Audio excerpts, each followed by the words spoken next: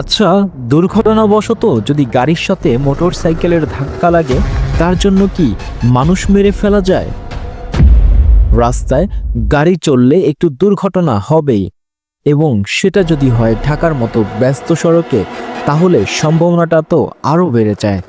সেই পরিপ্রেক্ষিতেই পরিবারের দাবি হত্যা করা হয় মব তৈরি করে।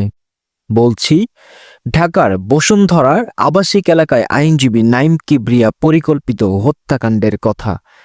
তার খালাতো ভাই বলছেন 3 দিন আগে পাবনায় নাইমের গ্রামের বাড়িতেও হামলা হয়েছিল। ঢাকায় আসার পর তাকে অনুসরণ করা হচ্ছিল, মব সৃষ্টি করে তাকে পিটিয়ে মারা হয়েছে।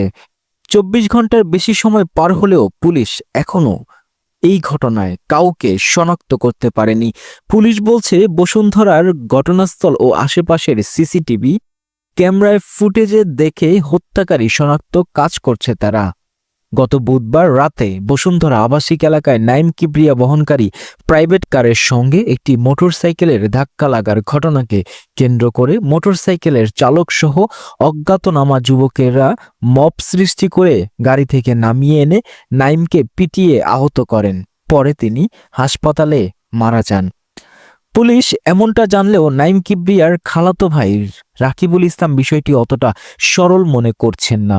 তিনি আজ শুক্রবার একটি সংবাদ ব্রিফিংয়ে জানিয়েছেন, নাইমের বিরুদ্ধে জুলাই গণঅভ্যুত্থানের ঘটনায় পাবনা সদর থানায় একটি হত্যা মামলা রয়েছে। ওই মামলা হওয়ার পর তার পাবনা সদর থানার চকজয়ন্তপুর বাসা থেকে সপরিবারে পালিয়ে যান, কিন্তু মাঝে মধ্যে চকজয়ন্তপুর তার বাড়িতে হামলা চালানো হচ্ছে। সর্বশেষ 3 দিন আগেও মব সৃষ্টি করে নাইমদের বাড়িতে হামলা করা হয়। বাড়িতে কেউ নাই আজ করতে পেরে হামলাকারীরা চলে যায়। নাইম কিবরিয়া পাবনা জেলা জজ আদালতের আইনজীবী ছিলেন। তার বাবার নাম গোলাম কিবরিয়া, মুরগির খামারি। তার মা আইরিন কিবরিয়া পাবনা জেলা পরিষদের সাবেক প্যানেল মেয়র।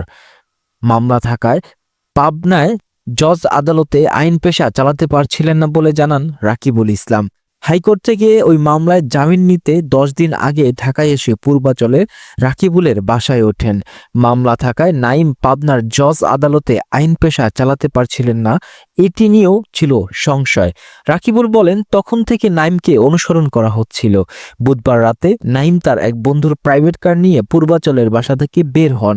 রাত 10টার দিকে বসুন্ধরা আই ব্লকের 10 নম্বর সড়কে মব সৃষ্টি করে গাড়ি আটকানো হয় এবং নাইমকে টেনে হিস্ট্রে নামিয়ে পিটিয়ে রাস্তায় ফেলে যায়।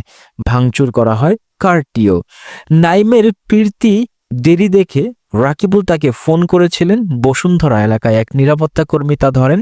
নিরাপত্তা কর্মী বলেন, নাইমকে মারধর করে ফেলে রাখা হয়েছে। এরপর রাকিবুল ঘটনাস্থলে গিয়ে নাইমকে উদ্ধার করে কুর্মিটোরা জেনারেল হাসপাতালে নিয়ে যান। সেখানে চিকিৎসক তাকে মৃত ঘোষণা করেন।